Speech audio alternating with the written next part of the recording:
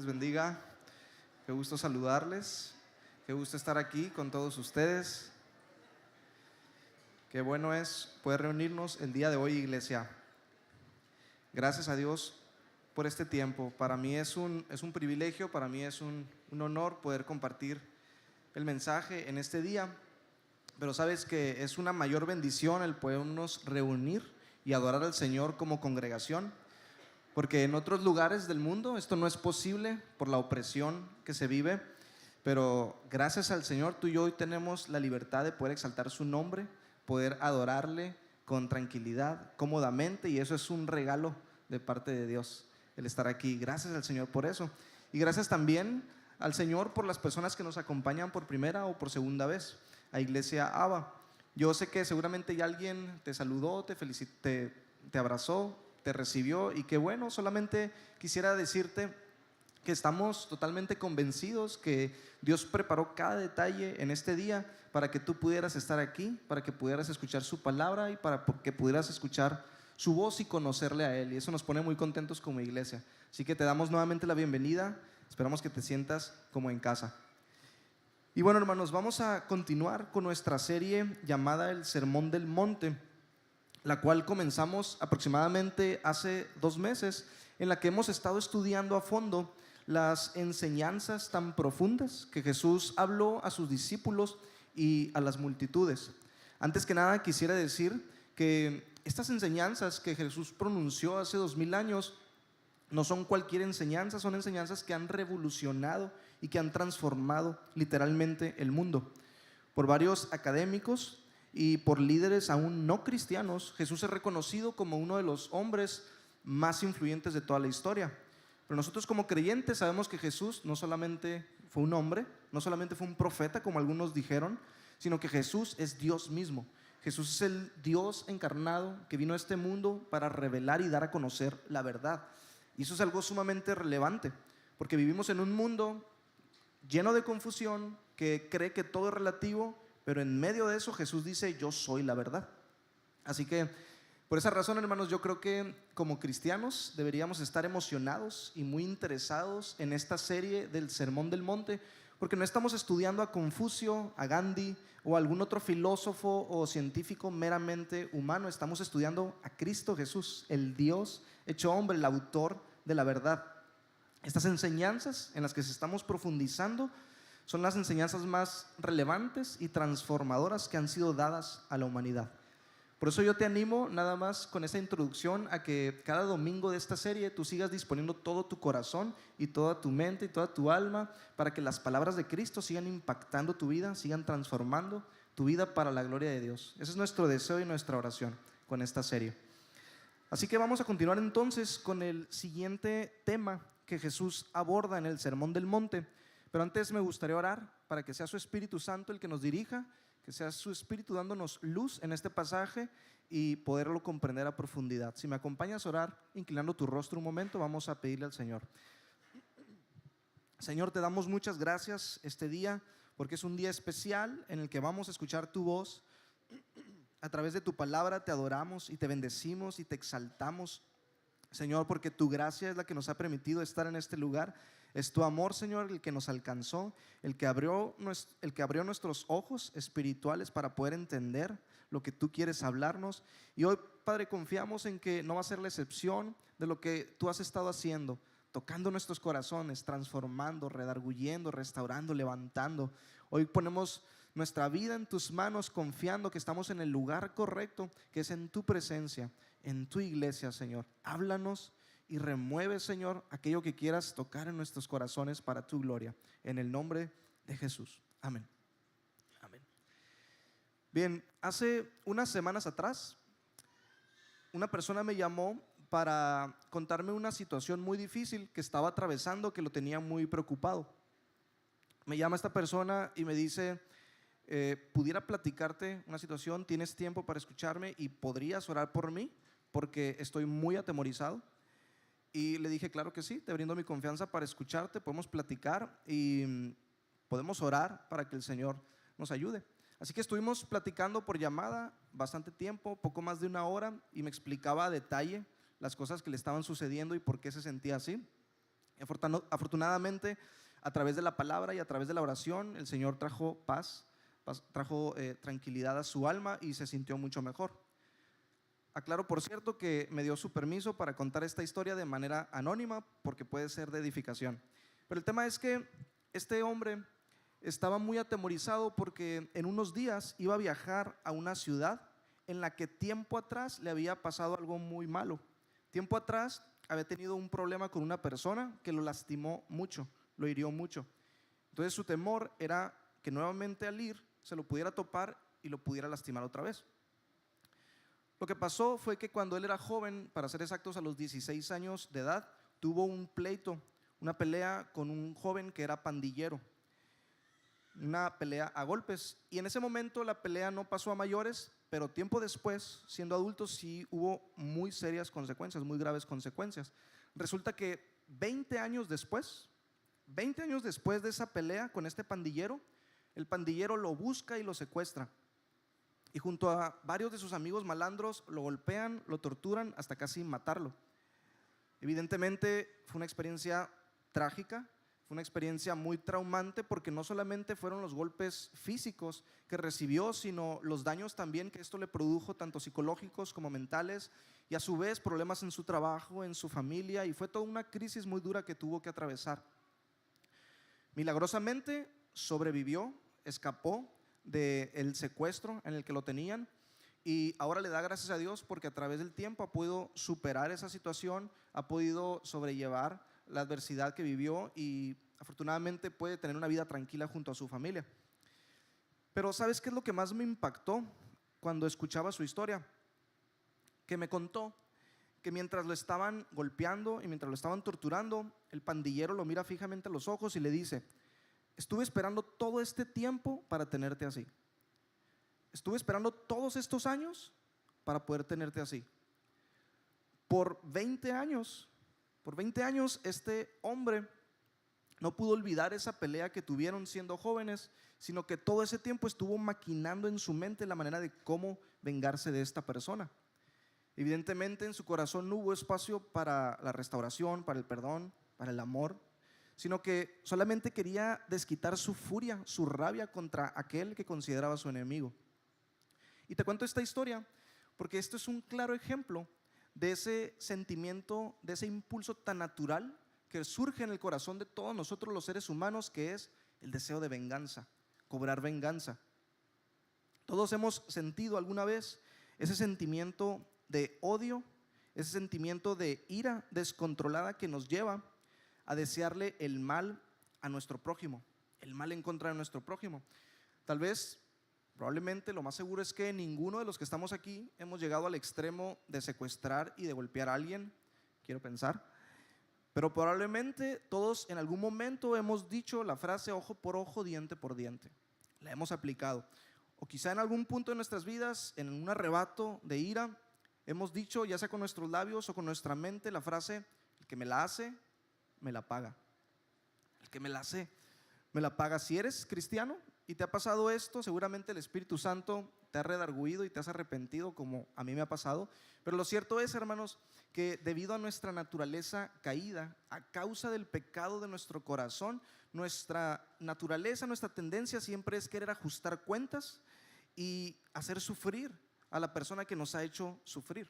Nuestra tendencia natural es que el que nos hizo mal sufra de igual manera, o si es posible, que sufra 10 veces más, existiendo la posibilidad. Por eso es que nos encantan las películas con tramas de venganza, nos gustan mucho, ¿sabes? Si miraste la primera película de John Wick, seguramente dijiste: qué bueno que le hicieron justicia al perro que se murió. Pobre Firulais, era el menos el culpable de todos. O si miraste las de La búsqueda implacable, te va a haber encantado el final cuando el papá rescata a la hija y pone en su lugar a todos los matones, a todos los mafiosos, ¿no? A lo mejor por eso nos encanta también la película más taquillera y más famosa de todo Marvel, que se llama ¿cómo? Los Vengadores. Nos encantan esas historias en donde el malvado paga con creces lo que hizo, porque apelan al instinto natural de nuestro corazón de vengarnos de nuestros ofensores, de desquitarnos. Y ese es precisamente, hermanos, el siguiente tema que Jesús va a abordar en esta siguiente sección del Sermón del Monte. En el pasaje de hoy, que es Mateo capítulo 5, del 38 al 42, Jesús va a tratar puntualmente con el espíritu vengativo. El Señor va a hablarnos de esa tendencia que tenemos de desear el castigo ajeno y nos va a mostrar cómo podemos contrarrestar ese mal, cómo podemos acabar con ese problema tan profundo de nuestro corazón. Pero antes de ir al texto, te quisiera compartir un breve repaso de lo que hemos visto en reuniones anteriores, porque el contexto es importante. Como recordarás, Jesús comienza este sermón hablando las bienaventuranzas para describir cómo es el carácter de un ciudadano del reino de los cielos.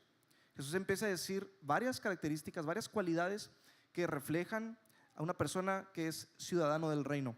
Eso fue lo primero. Lo segundo que Jesús hizo fue que Él nos mostró, Él nos enseñó cuál es la influencia que ejerce una persona que es ciudadano del reino, porque es la luz y la sal de esta tierra. Un discípulo de Jesús es llamado a marcar una diferencia en donde se encuentra. Y la otra sección a la que Jesús entra, que es a la que estamos entrando en estas semanas, es a la sección en donde se encarga de aclarar la ley que fue dada al pueblo de Israel a través de Moisés. El Señor se ve en la necesidad de hacer esto porque los fariseos habían malinterpretado con perversidad la ley de Dios. Ellos se enfocaban mucho en la letra de la ley, pero ignoraban por completo el espíritu de la ley. La letra de la ley es lo que está escrito, pero el espíritu es la verdadera esencia, la verdadera intención real que está detrás de lo que está escrito. Como paréntesis, esto es algo que también les pasa mucho a varios ateos que critican y atacan la Biblia en nuestros días. Muchas personas leen algunas partes del Antiguo Testamento y dicen Dios es malvado, pero no pueden ver el carácter justo y el carácter santo y el carácter soberano de Dios a través de lo que están leyendo. Es imposible, están cegados ante eso. Ciertamente hay pasajes que son difíciles de entender, hermanos, y a veces la gente piensa que Dios es cruel porque el criterio que están usando para juzgar es su propia justicia humana, una justicia que es corrompida. Hay pasajes difíciles, sí, pero la realidad de las cosas es que el pecado en nuestro corazón siempre nos lleva a pensar que nosotros somos los buenos y que Dios es el malo, porque no está actuando como nosotros creemos que debería actuar. Eso no suele suceder. El pecado nos impide ver que la ley de Dios es santa y que cuando algo nos incomoda o nos molesta de ella, el verdadero problema está dentro de nosotros. Entonces, cerrando el paréntesis, es así como erraban los fariseos. Ellos entendían mal la ley de Dios, eran ciegos guiando a otros ciegos. Así que Jesús se encarga de corregir su mala interpretación. Él va más allá de la letra y revela qué es lo que verdaderamente Dios desea para el corazón de sus hijos. Como hemos visto, hermanos, en las reuniones anteriores, la manera en la que Jesús hace esta corrección de interpretación es presentando varias antítesis. Jesús presenta un contraste entre dos posturas distintas, diciendo la frase: oísteis que fue dicho, mas yo os digo. O sea, esto fue lo que les enseñaron, pero esta es la enseñanza correcta. En total fueron 6 antítesis que Jesús utilizó para revelar el verdadero sentido de la ley, de las cuales ya hemos visto 4 en las reuniones pasadas, que fueron concernientes al tema de la ira, los juramentos, el divorcio y el adulterio. Pero el día de hoy vamos a entrar y vamos a ver la quinta y penúltima antítesis, que es relacionada al tema de la venganza, un tema que también era muy malinterpretado. Entonces, acompáñame ahora sí a leer, por favor, nuestro pasaje de esta tarde, que es Mateo 5, 38 al 42. Mateo 5, 38 al 42. En esta ocasión lo vamos a leer en la versión clásica, la Reina Valera, y lo vamos a ir desglosando verso a verso para profundizar. Dice así Mateo 5, 38 al 42. Oísteis que fue dicho ojo por ojo y diente por diente, pero yo os digo, no resistáis al que es malo. Antes, a cualquiera que te hiera en la mejilla derecha, vuélvele también la otra. Y al que te quiera poner a pleito y quitarte la túnica, déjale también la capa. Y a cualquiera que te obligue a llevar carga por 1 milla, ve con él 2. Al que te pida, dale. Y al que quiera tomar de ti prestado, no se lo rehuses. Algunos teólogos dicen que este pasaje es uno de los más malentendidos dentro de la sección del Sermón del Monte, no solo por los fariseos, sino por muchas personas hasta el día de hoy. Pero vamos a ver qué es lo que verdaderamente Jesús quiere enseñar aquí. Y lo primero que dice el Señor en el verso 38 es: oísteis que fue dicho, ojo por ojo y diente por diente. Vamos a parar ahí. Jesús está haciendo una clara referencia, está citando directamente una ley que fue dada en el Antiguo Testamento, conocida como la ley del talión. También se le llamaba la ley de la retribución. El problema con esta ley, lo que sucedía es que los fariseos tomaban esta regla para justificar la venganza personal, para practicar la venganza. Ellos decían: bueno, ahí está escrito, ojo por ojo y diente por diente, Dios está diciendo que me puedo vengar. Pero en realidad, hermanos, esta ley fue dada para todo lo contrario, para frenar la venganza. ¿Por qué? Porque entre el pueblo de Israel, al igual que entre nosotros como sociedad hasta hoy, cuando alguien nos hace daño, cuando alguien nos hiere, nuestra tendencia, como dijimos, es devolver el daño recibido, pero agregándole un pequeño plus o un gran plus para que escarmiente. Si me pegó una cachetada, pues yo le pego dos, para que no se vuelva a meter conmigo.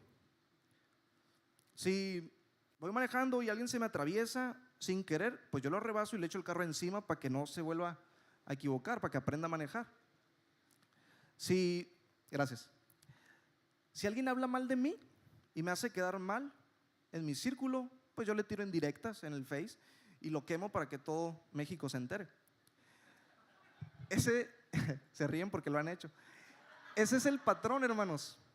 Ese patrón de venganza que es tan humano es lo que finalmente hace que un pequeño insulto se convierta en una gran pelea, o que un delito menor se pueda convertir en toda una guerra. Leía interesantemente que la nación de Irak fue atacada por la invasión americana, y cuando eso sucedió se desató toda una serie de venganzas personales por parte de los ciudadanos. El pueblo de Irak usó el terrorismo como una arma de venganza para desquitarse de los invasores, pero el daño que hicieron fue mucho mayor al que recibieron.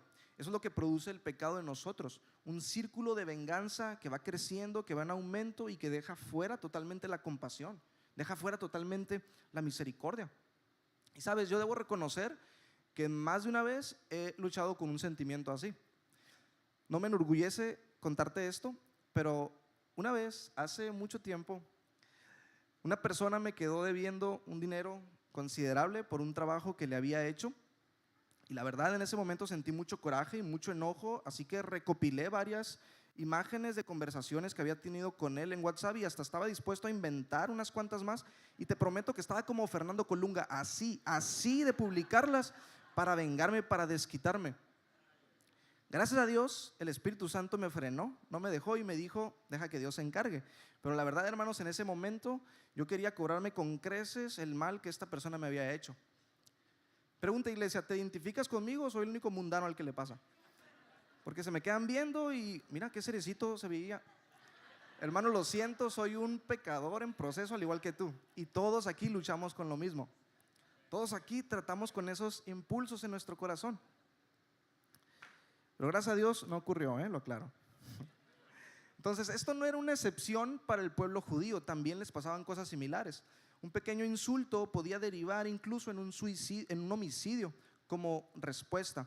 Así que Dios quiso regular estas situaciones. Dios quiso frenar esto en la vida de su pueblo para que no se volviera un caos. Y lo que hizo fue que les dio la ley del talión. Esta ley en realidad es una ley que tiene que ver con límites. No es una ley permisiva, sino una ley restrictiva. Observa con atención cómo dice originalmente esta regla que fue dada por Moisés en Levítico 24, 19 al 20. Levítico 24, 19 al 20 dice: el que hiera a una persona recibirá la misma herida que haya hecho, fractura por fractura, ojo por ojo, diente por diente. Lo que uno haga para lastimar a otro, eso mismo deberá recibir. ¿Puedes ver lo que Dios está haciendo aquí? Dios está poniendo un principio de equivalencia, de correspondencia, de equidad. Nunca el deseo de Dios al dar esta ley fue incitar a que el hombre devolviera golpe por golpe, sino que estaba evitando que el castigo fuera mayor al delito. Dios estaba prohibiendo los excesos, estaba impidiendo que las personas se sobrepasaran, que se extralimitaran en el castigo. Si alguien dentro del pueblo cometía una falta, entonces la respuesta debía ser proporcional al daño recibido. No podía ser mayor, solo ojo por ojo y solo diente por diente, no más que eso. Así que el Señor estaba evitando la maldad. El Señor estaba frenando con esto la violencia para que no creciera sin control en su pueblo. Contrario a lo que muchos creen de que esta ley es una ley sanguinaria, una ley cruel, en realidad esta es una ley piadosa, una ley que pone alto y que pone un freno a la maldad del ser humano. El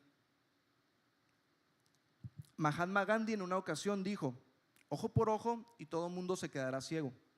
La intención era buena, pero interpretó de igual manera incorrectamente esta ley pensando que era algo cruel, cuando no es así. De hecho, ahí mismo en el libro de Levítico, 5 capítulos atrás, ya Dios había prohibido explícitamente la venganza, tajantemente la había prohibido. Mira cómo dice Levítico 19:18, 5 capítulos antes.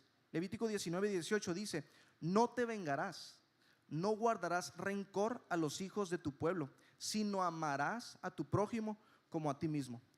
A la luz de esto, hermanos, era imposible que alguna persona de manera honesta pudiera interpretar que la ley de talión era una justificación para la venganza. Era ilógico. Pero eso era lo que hacían los fariseos. Ellos conocían perfectamente este texto de Levítico, sin embargo, lo pasaban por alto, lo ignoraban por completo por el pecado que había en su corazón. Ellos eran conocedores, oidores, pero no hacedores de la ley. Y sabes, eso nos pasa también a ti y a mí. Solemos ser oidores, pero no hacedores. Tú y yo violamos el mandamiento de amar a nuestro prójimo por la dureza de nuestro corazón. Con frecuencia, tú y yo desobedecemos de manera directa el mandamiento de orar por los que nos ultrajan y de bendecir a quienes nos maldicen porque les tenemos rencor todavía. Peor aún, hermano, suele pasar que normalizamos la venganza dentro de nuestras relaciones. Es un hábito que practicamos y que se ha vuelto tan común. Quizá esa sea la razón por la que muchos de nuestros matrimonios no estén funcionando. A lo mejor a la primera ofensa que recibimos de nuestra pareja rápidamente le aplicamos la ley del hielo, rápidamente buscamos desquitarnos y lo buscamos herir. Eso suele pasar. Quizá en nuestro hogar hemos creado un círculo de venganza que va en aumento y que no para, que no se detiene porque ninguno de los cónyuges pone un alto hasta que la bomba explote. Y es verdad que el Señor quiere restaurar y transformar nuestros matrimonios, pero eso difícilmente va a ocurrir si todo el tiempo estamos a la ofensiva buscando cualquier oportunidad para desquitarnos de lo que nos hagan. También el espíritu de venganza puede ser la razón por la que no podamos llevar una vida sana de comunidad como iglesia. Sutilmente yo puedo estar aplicando la de ojo por ojo y diente por diente cuando evito saludar a alguien, cuando me le escapo, cuando le saco la vuelta, cuando evito reunirme con tal persona, cuando evito incluso servir con aquella persona que en el 86 me quitó el asiento en la iglesia. Estas actitudes rencorosas que son sutiles y que muchas veces pasan desapercibidas terminan dañando la unidad en el cuerpo de Cristo. De hecho, así es como nacen. Normalmente los chismes son un arma que utilizamos para desquitarnos. Y lo que esto termina provocando es que nuestro corazón se contamine y que cada vez nos sea más difícil tener relaciones sanas como hermanos. El rencor poco a poco va generando amargura, prejuicios dentro de nosotros y después empezamos a ver a todos con espíritu de sospecha. No nos queremos juntar con aquel o con este o con el otro porque algo ha de tener. Ya me la hicieron, me puede pasar.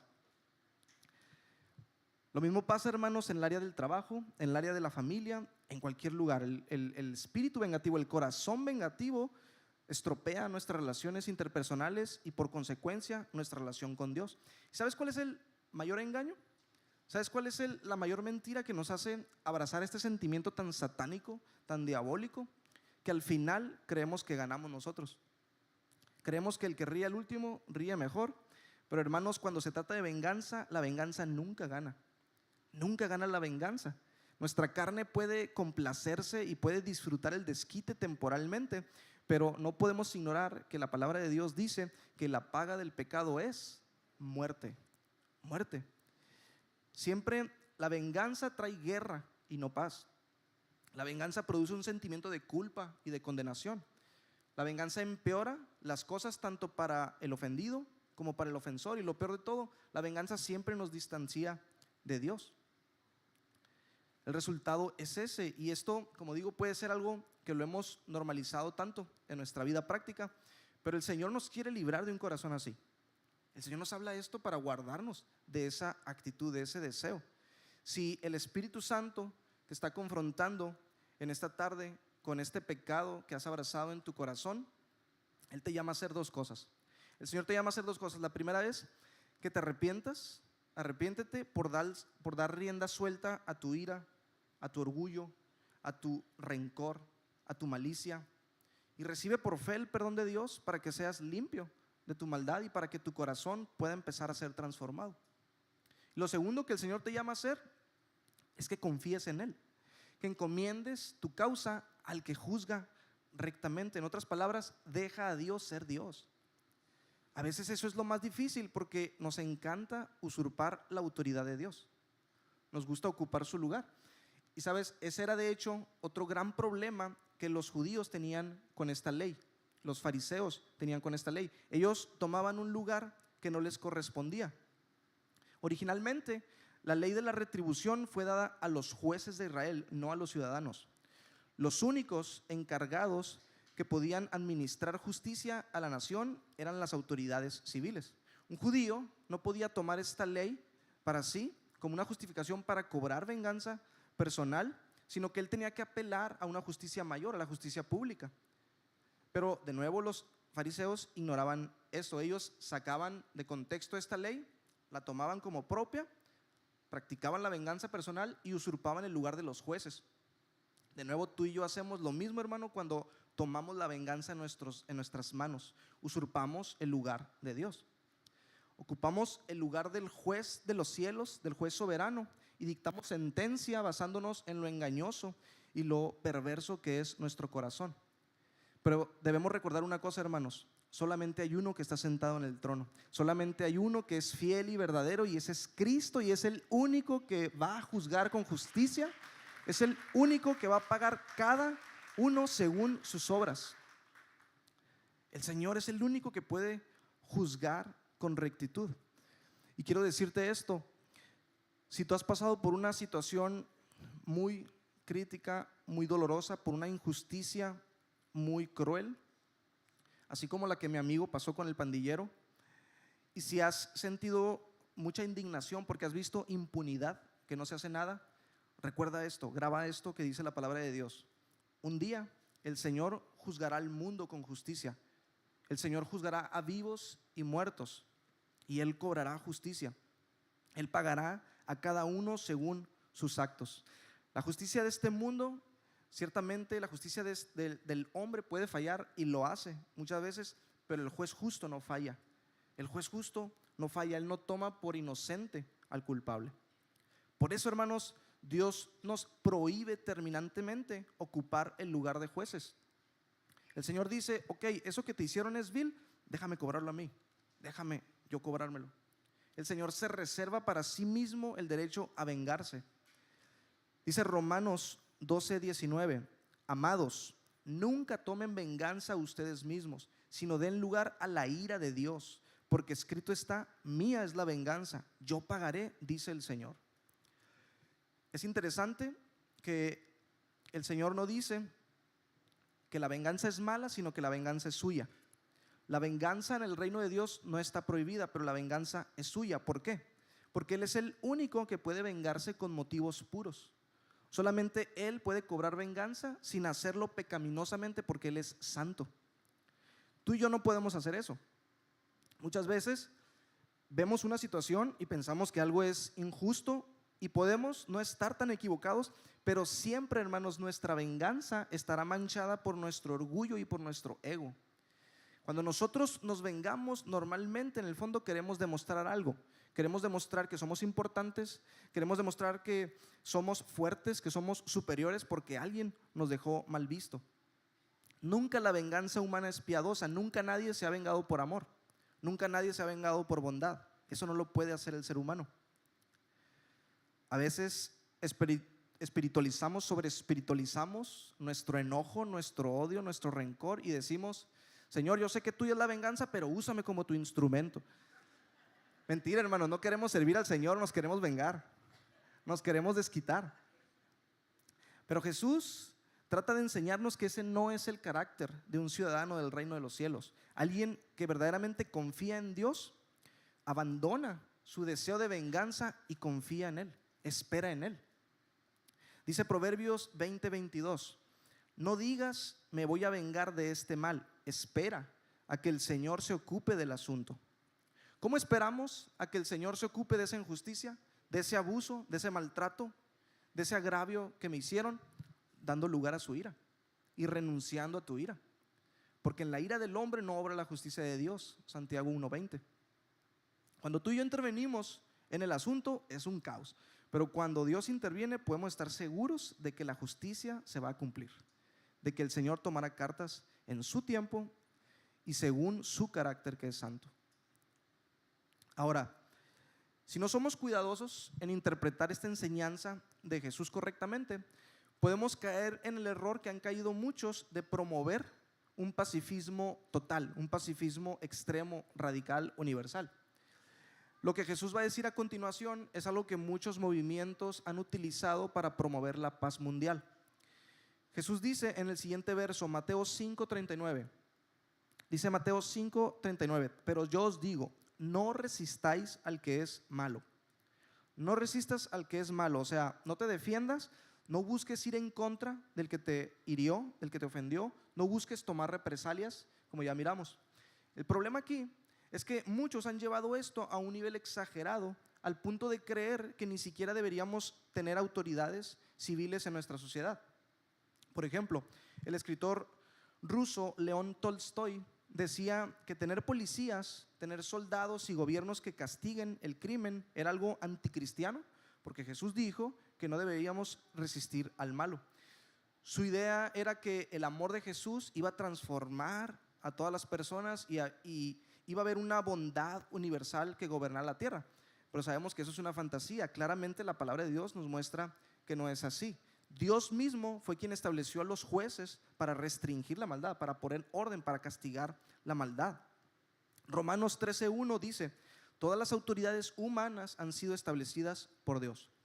Entonces, el gran error aquí es pasar por alto a quienes Jesús les estaba dando esa instrucción, a quienes les estaba hablando.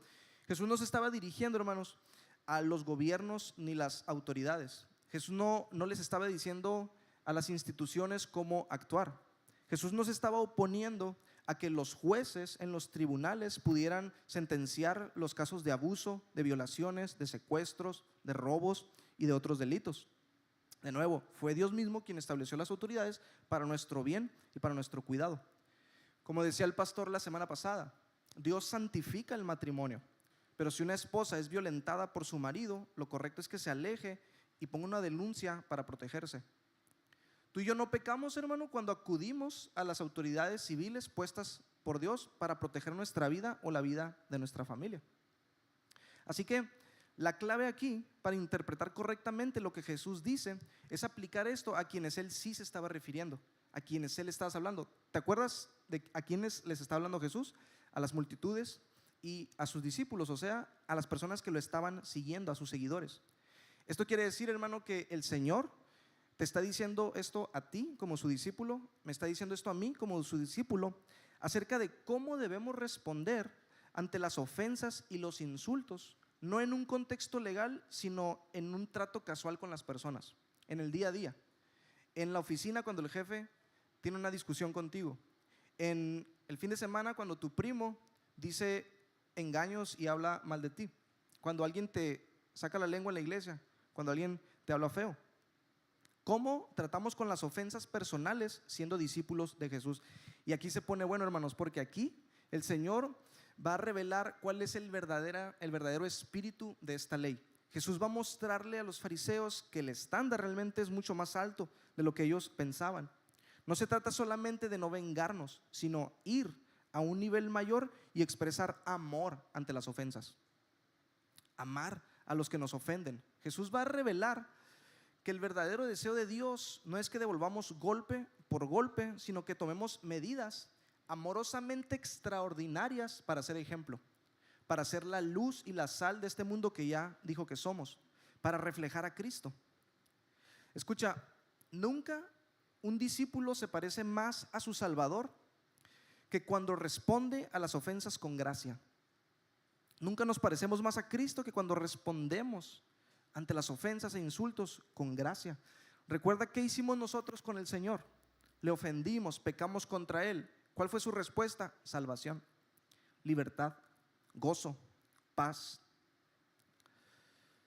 Desde el principio de la historia, Dios se ha revelado a personas que no lo estábamos buscando, personas que lo rechazamos, personas que siempre nos prostituimos y fornicamos contra Él, yendo hacia nuestros propios ídolos una y otra vez, una y otra vez, una y otra vez. Tú y yo merecíamos la muerte y la condenación, pero ¿sabes qué nos dio el Señor? Nos dio a Jesucristo, el Salvador, la perla de gran precio, al Redentor que nos exime y nos justifica de nuestra maldad.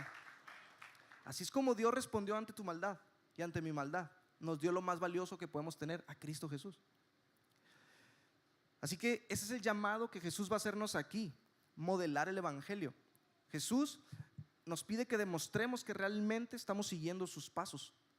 Y sabes, algunos teólogos dicen que esta enseñanza es el pico más alto del Sermón del Monte. O sea, es el clímax de toda esta serie, es lo más profundo a lo que Jesús quiere llegar. En todo este sermón, el Señor está tratando profundamente con el corazón y ahora toca el lugar más sensible de todos. Jesús está poniendo el dedo en la llaga. La mejor manera de probar el verdadero carácter de una persona es cuando nos hacen daño, es cuando nos lastiman. Ahí se revela verdaderamente quiénes somos. Es en esos momentos cuando todas nuestras convicciones y lo que decimos creer se ponen en jaque, porque tenemos que practicarlo, tenemos que vivirlo. Ese es el momento de la verdad. Jesús nos va a confrontar sobre cómo nos relacionamos con el que nos hace mal. Hermano, ¿cómo vives la ofensa cuando alguien te miente? ¿Cómo vives la ofensa cuando alguien te hiere? ¿Cómo vives la ofensa cuando alguien te maltrata? Cuando alguien te ultraja. ¿Cuál es tu reacción? ¿Cuál es tu actitud? ¿Defiendes rápidamente tus derechos y reclamas justicia? ¿Te desvives y te obsesionas por limpiar tu imagen? ¿Te ofendes porque agredieron tu dignidad como si fuera mayor que la dignidad de Cristo, a quien lo traicionaron, lo blasfemaron, lo azotaron y lo crucificaron? No, es que a mí nadie me puede ofender. Ay, a Cristo sí. ¿Tú eres más digno que Jesús? ¿Yo soy más digno que Jesús? ¿Sabes por qué es tan confrontante esto que Jesús está tratando en nuestros corazones? Porque siempre vivimos reclamando nuestros derechos. Mis cosas, mi dinero, mi tiempo. Tú me hiciste eso, tú me dijiste eso, tú me debes esto. Estamos demasiado vivos a nosotros mismos todavía. Por eso a veces todo mundo nos tiene que estar pidiendo perdón, porque nos ofendemos por todo. Tenemos un ego tan grande que es imposible no herirlo, y todos nos tienen que pedir perdón. Somos el centro todavía y no hemos puesto a Cristo en ese lugar. Pero de nuevo, un ciudadano del reino, un discípulo de Jesús, no vive reclamando sus derechos, sino renunciando a sus derechos por amor. Por amor. Así que eso es lo que Jesús va a ejemplificar a continuación en estos últimos versos del pasaje. Jesús da 4 ejemplos de cómo no resistir al malo. Es decir, 4 escenarios en los que por reacción natural tú y yo vamos a sentir deseos de venganza, pero cómo el amor debe llevarnos a responder en esas situaciones. Jesús habla de un golpe en la mejilla, de un pleito por la túnica, de una demanda de una segunda milla, de una petición de limosna y una solicitud de préstamo. Estas cosas, estos ejemplos que Jesús está poniendo, atentan contra nuestro honor, contra nuestro derecho, contra nuestra libertad y contra nuestra generosidad. Ojo, estos ejemplos no son instrucciones que Jesús dio para que las llevemos al pie de la letra o de manera literal. Son ilustraciones que revelan un principio. Tampoco esta es una lista completa de todas las situaciones que vamos a enfrentar en donde nos van a ofender. Ayer mi esposa me preguntaba y me decía: oye, entonces, ¿cómo le hago en el trabajo cuando me dicen esto, cuando pasa esto y aquello? Yo creo que cada situación en particular se debe atender de manera detallada, porque cada situación es distinta, pero lo que sí podemos decir es que aquí Jesús está dando ejemplos, algunos ejemplos para enseñarnos a encontrar maneras de mostrar el amor como respuesta a las ofensas. Ese es el principio general. Jesús va a enseñarnos a mostrar amor ante cualquier ofensa. Y el primer ejemplo que pone el Señor, lo primero que habla Jesús es acerca de volver la otra mejilla. Dice nuevamente el texto de Mateo 5:39: pero yo os digo, no resistáis al que es malo, antes a cualquiera que te hiere en la mejilla derecha, vuélvele también la otra. Si a ti y a mí nos pegan con un bat en la cara, ninguno de nosotros vamos a poner otra vez la cara para que nos golpeen, ¿verdad? Qué bueno que no, porque no es lo que Jesús está enseñando. Recuerda que esto no es literal. Más que una ofensa física, Jesús se está refiriendo a una ofensa a nuestro honor. En aquel tiempo, una cachetada, una bofetada en la mejilla derecha era señal de un gran insulto. Lo más cercano a lo mejor que nos tocó ver esto fue cuando en las películas inglesas mirábamos que una persona se quitaba el guante y le daba así en la cara a otro, ¿no? Para desafiarlo, para retarlo. Eso era considerado como un gran insulto público delante de las personas. El honor estaba siendo atentado hacia esa persona. Y la manera en la que normalmente se solucionaba este tipo de problemas era yendo a un tribunal y llevando un juicio. Y podemos ver que hasta hoy es así como también se soluciona ese tipo de cosas. De repente escuchamos que tal famoso demandó a otro famoso por un delito de difamación, porque habló mal sobre su persona, y se desata toda una guerra y se empiezan a tirar unos con otros. Pero hermanos, a ti y a mí el Señor nos dice que eso no debería enojarnos. Eso no nos debe enojar, eso no nos debe quitar el sueño. Quisiera que escuches un extraordinario poema de el autor Charles Spurgeon, que nos da una buena dosis de realidad. Son palabras crudas pero muy ciertas. Dice Spurgeon: hermano, si algún hombre piensa mal de ti, no te enojes con él, porque tú eres peor de lo que él piensa. Si te acusa falsamente por algo, estate satisfecho, porque si te conociera mejor, podría cambiar la acusación y no saldrías beneficiado por ese cambio. Si pintan un cuadro moral de ti y es feo, estate satisfecho, porque todavía necesitaría unos toques más de negro para acercarse a la realidad. Hermano, cuando alguien te dice que eres bien orgulloso, ¿no hay algo de verdad en eso? ¿O no hay mucho de verdad? Si alguien te dice que eres bien envidioso, que eres negligente, que eres un mal padre, una mala madre, ¿será completamente mentira lo que están diciendo? Puede ser que sí, puede ser que no, pero yo creo que estaría bien que ante varios insultos que de repente la gente nos hace, nosotros respondiéramos con: sí, es verdad, tienes razón, Dios conoce mi corazón y está trabajando en mí. Podemos ser sinceros con lo que el Señor está haciendo. ¿Por qué? Porque el cristiano sabe que es mucho peor de lo que otros creen, y sabe que lo más importante no es la gloria suya, su honor, sino la gloria de Dios. También el cristiano sabe que lo más importante no es lo que diga la gente sobre nosotros, sino lo que Dios dice de nosotros. Dios dice que sí, somos grandes pecadores, es verdad, pero también dice que somos grandemente amados, redimidos, santificados, y que estamos siendo procesados, y un día vamos a ser glorificados. Un día el pecado se va a ir. Gloria al Señor por eso. Lo que Dios dice de nosotros, hermanos, debe producir una paz mayor que la inseguridad que proviene de aquello que alguien dice de ti. Esa paz debe remover esa inseguridad de tu corazón por lo que alguien más está diciendo.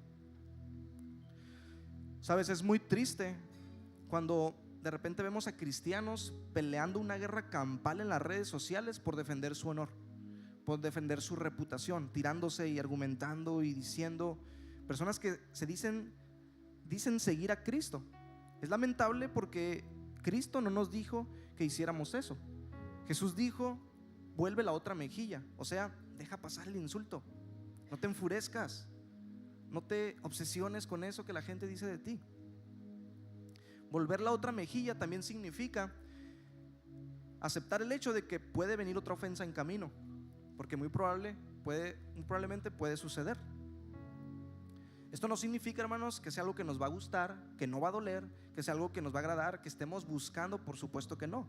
Pero cuando vengan los insultos, cuando vengan este tipo de ofensas, nuestra actitud humilde va a reflejar a Cristo y le va a dar gloria y honra a Él.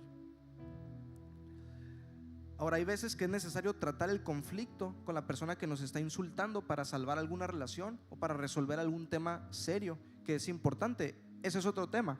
Lo que Jesús nos está diciendo aquí es que cuando defendemos nuestro honor para demostrar algo, Jesús dice: no lo hagas. No lo hagas porque yo no lo hice. El Señor le llamaron glotón, borracho, loco, comilón, blasfemo, bastardo y mucho más. Y Él no defendió su honor a pesar de que es Dios, a pesar de ser Dios. ¿Qué hizo Jesús?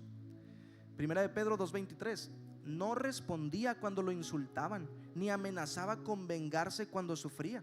Dejaba su causa en manos de Dios, quien siempre juzga con justicia. ¿Sabes que Jesús conocía perfectamente los pecados de aquellas personas que lo estaban injuriando y que lo estaban difamando? Pero el Señor no usó eso como un argumento para vengarse, sino que Él encomendó su causa al Padre y dijo: Padre, perdónalos porque no saben lo que hacen. Muchas veces, hermanos, cuando a ti te insulten, tú también le vas a conocer uno que otro pecadito al que te está tirando y vas a ser tentado a exponerlo para vengarte. Pero el Espíritu Santo está trabajando en ti para que no lo hagas. El Espíritu Santo está frenando ese deseo de venganza en tu corazón. El Espíritu Santo va a hacer que lleves tu causa al que juzga rectamente. Esa debe ser la actitud de un ciudadano del reino de los cielos. Después Jesús da una segunda ilustración y dice en Mateo 5:40: Mateo 5:40: al que quiera ponerte a pleito y quitarte la túnica, déjale también la capa. En este ejemplo ya no se está atentando contra nuestro honor, se está atentando contra nuestros derechos. ¡Auch! La ley de Moisés prohibía que una persona despojara a alguien de su capa, o sea, de su abrigo, porque era lo que esa persona utilizaba en el frío, en los tiempos peligrosos para cubrirse. Si alguien le quitaba la capa a una persona, estaba cometiendo un abuso, una injusticia, y la persona agraviada podía reclamar la capa de vuelta. Pero Jesús dice: déjale la capa, dale la capa. Esto no quiere decir, hermanos, que debemos tolerar el robo o la violencia. Como ya dijimos, no debemos tomarlo literal, es una ilustración. Pero lo que Jesús está hablando al decir dale también la capa es: renuncia a tus derechos, deja de exigir lo que te corresponde. No necesariamente en lo material, sino en cualquier sentido. ¿Sabes que muchas veces nuestras venganzas surgen por causa de un abuso que hemos recibido? Cuando vivimos una injusticia, eso es lo que empieza a despertar el deseo, el sentimiento de odio, de ira descontrolada, como ya lo miramos. Pero Jesús nos está llevando a cambiar el patrón. En lugar de reclamar nuestros derechos y de buscar justicia, Jesús dice: aprende a despojarte de ti mismo y usa esas oportunidades para amar, para mostrar amor. El Señor quiere enseñarnos, hermanos, que en un mundo en el que vivimos caído, lleno de egoísmo, el renunciar a nuestros derechos personales es una de las mayores maneras de expresar amor, una de las maneras más altas de expresar amor.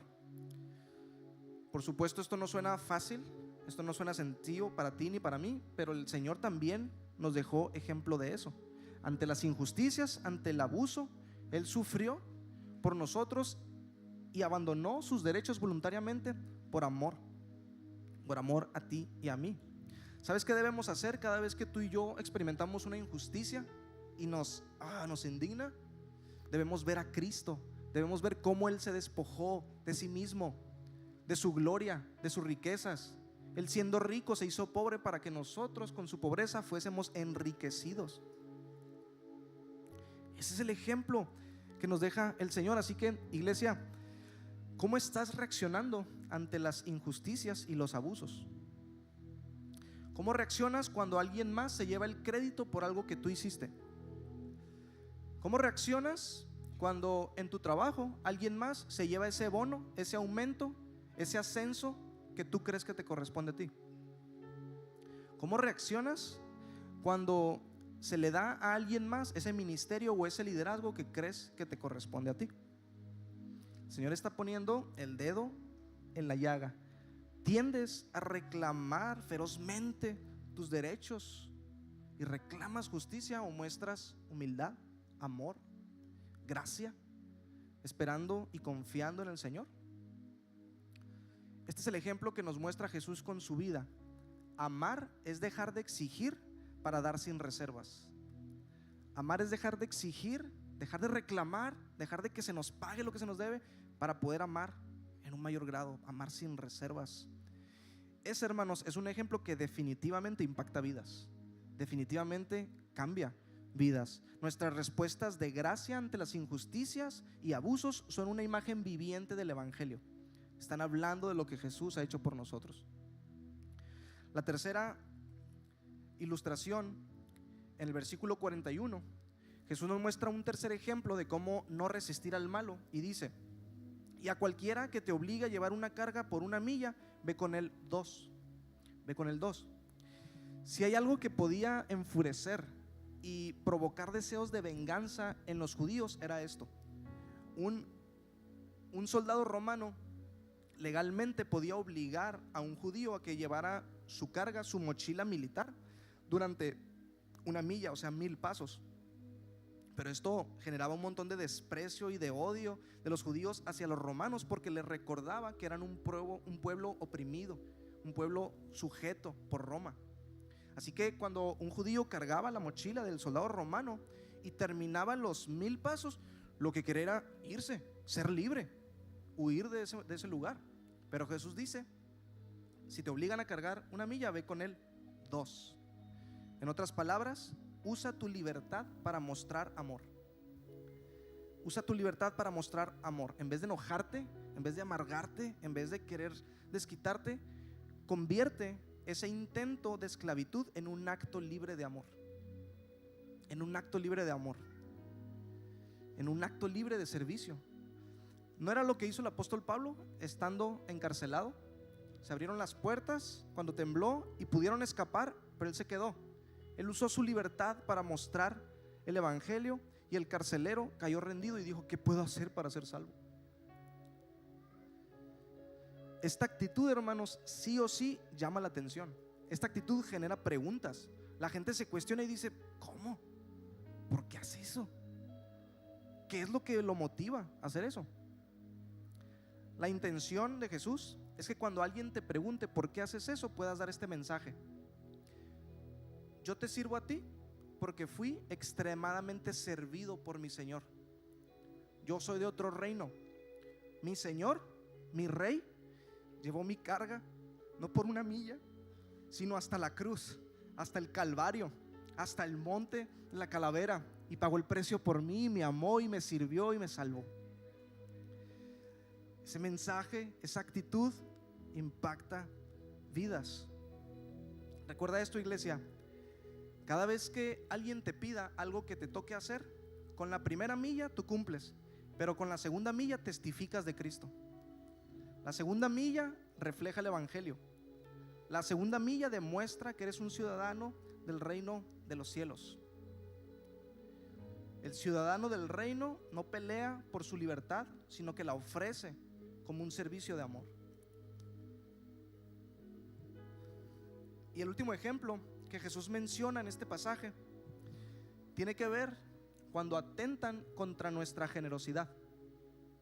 Dice Mateo 5:42: al que te pida, dale, y al que quiera tomar de ti prestado, no se lo rehuses. Si leemos a simple vista este texto, podríamos pensar que Jesús simplemente nos está llamando a darle a los pobres, a suplir las necesidades de aquellos que están en necesidad, valga la redundancia. Y eso es algo muy cierto que la Biblia nos llama a hacer, pero por el contexto del que está tratándose este pasaje, que es el tema de las ofensas, podemos entender que no necesariamente se refiere al pobre. Este pedir y dar que Jesús menciona aquí lo está planteando como una ofensa, como algo que nos puede molestar. Jesús entonces se está refiriendo a una persona que te ofende con su actitud pediche, con su actitud aprovechada, aquel que abusa de tu generosidad. Hay personas que las ayudas una vez, pero después te ven cara de banco y te piden otra vez y otra vez y otra vez y otra vez, hasta que te hacen enojar, te hacen molestar porque sientes que se están queriendo aprovechar de ti. A veces la manera en la que opera esa gente es que se victimizan y te manipulan emocionalmente, entonces esto puede resultar como algo insultante para nosotros. Bueno, Jesús dice, dale, no se lo rehuses. La intención aquí de Jesús, hermanos, no es que demos de manera irracional a todo el que nos pide, ni que tampoco contribuyamos con los vagos, ni que contribuyamos con los estafadores, engañadores o abusivos. No, hay una lógica bíblica que dice, el que no trabaja, que no coma. Pero lo que busca el Señor es que cuidemos que nuestro corazón no se endurezca y que no actúe con molestia y que veamos a esas personas con menosprecio o con desdén. Es el mismo principio que está operando en los ejemplos anteriores: mostrar amor, ser pacientes, ser generosos con esas personas. Que el tema económico no nos haga actuar de mala fe debido a que en algún momento alguien nos estafó, nos abusó, nos engañó, sino que podamos administrar, podamos expresar generosidad, así como Cristo fue generoso con nosotros. Esos son los 4 ejemplos, hermanos, que Jesús utiliza para demostrar cómo vive un ciudadano del reino de los cielos. Y lo pudiéramos concluir en esta frase. Jesús dice: no veas a los que te ofenden como enemigos a quien dañar, sino como prójimos a quien amar. No veas a tu enemigo, al que te ofende, al que te daña, como alguien a quien lastimar, alguien de quien vengarte. Míralo como un prójimo para quien amar, para amar. Y como te decía al inicio, estas enseñanzas son revolucionarias. Amor por los enemigos en vez de destrucción, gracia en lugar de venganza, disposición de sufrir en vez del uso de la fuerza. Muchas personas, y me atrevo a decir que quizá varios de los que están aquí pueden estar pensando en estos momentos que esto que Jesús enseña es algo imposible, algo antinatural, es más, algo irracional. ¿Cómo vamos a actuar así? Es verdad, esto es irracional, esto es antinatural para aquellos que no han nacido de nuevo. Esta clase de amor solo puede fluir de un corazón que ha sido regenerado, de un corazón que ha sido cambiado por la gracia de Dios, de alguien que ha recibido una nueva naturaleza y que ahora tiene la mente de Cristo y que ha entendido la gracia de Dios en su vida. Esta vida solamente la puede vivir alguien que ha sido capaz de decir: ya no vivo yo, mas Cristo vive en mí. Esta es la vida de Jesús a través de ti y a través de mí.